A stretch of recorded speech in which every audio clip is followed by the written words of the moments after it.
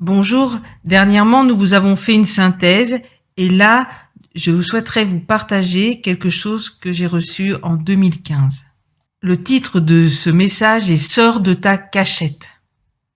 Si nous regardons l'époque où nous sommes, force est de constater que nous sommes dans des temps très particuliers.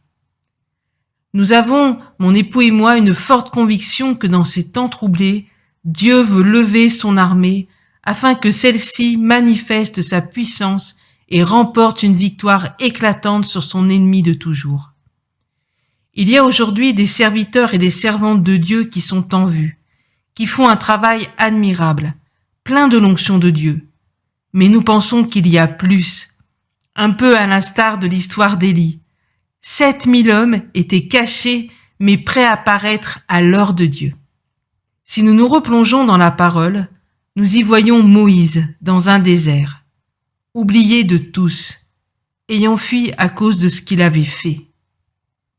40 années plus tard, Dieu l'appelle à sortir de sa cachette et à se lever pour lui. Je vous invite à lire Exode 3-4. Un autre exemple, Samuel est envoyé pour oindre le futur roi d'Israël. Mais tout ce qu'il sait, c'est qu'il se trouve dans la maison d'Isaïe. Tous les fils sont présentés à Samuel, sauf David, attelé à la tâche de garder les moutons.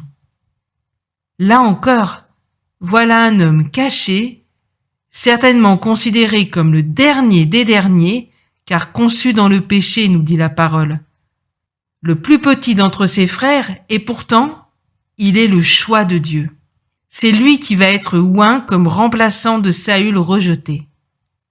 À nouveau, Dieu fait sortir un homme, un enfant même, de sa cachette. Nous pouvons parler aussi de Joseph. Il a reçu un songe qui est une promesse pour sa vie. Mais tout semble tourner de travers jusqu'à se retrouver au fond d'une prison, caché, oublié de tous.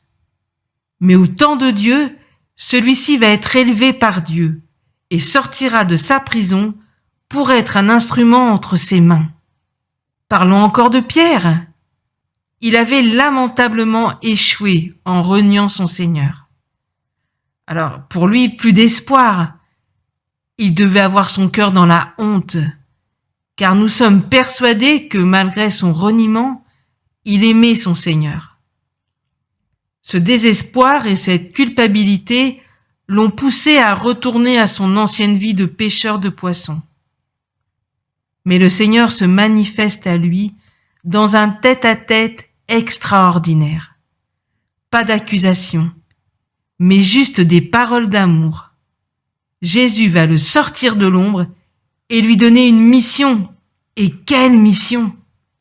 Que tu sois comme Moïse, caché par un choix volontaire à cause d'un passé que tu veux fuir, que tu sois comme David, caché à cause du rejet des autres, que tu sois comme Joseph, enfermé par le jugement des autres, même parfois à tort, ou que tu sois comme Pierre, caché à cause de la désillusion sur toi-même, nous croyons que c'est le temps de Dieu pour te faire sortir de ta cachette. C'est le temps de te lever pour le servir ou le resservir. Dieu ne cherche pas des personnes qui veulent se mettre en avant coûte que coûte, ni ceux qui râlent car ils veulent telle place ou telle place.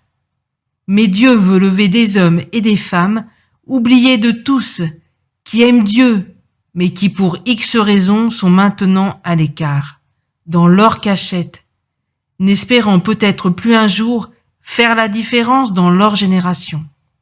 Alors j'ai une bonne nouvelle, c'est le temps pour toi de t'enrôler dans l'armée de Dieu qu'il est en train de lever. Tu as une place, un rôle, un appel. C'est ton temps. Et chers frères et sœurs dans le ministère, mon époux et moi, nous vous encourageons à être de ceux qui vont participer à cette tâche, d'avoir les yeux ouverts sur les Moïse, David, Joseph ou Pierre que le Seigneur mettra sur votre route. Nous pouvons être comme Samuel, les chansons ou encore le Seigneur Jésus. Nous pouvons sortir de l'ombre ces personnes pour les encourager et les aider à entrer dans leur destinée. Que le Seigneur fasse de chacun de nous ces généraux qui travaillent à l'unité de son armée. Comme 1 Thessaloniciens 5, 20 et 21 nous le dit, ne méprisez pas les prophéties, mais examinez toutes choses et retenez ce qui est bon.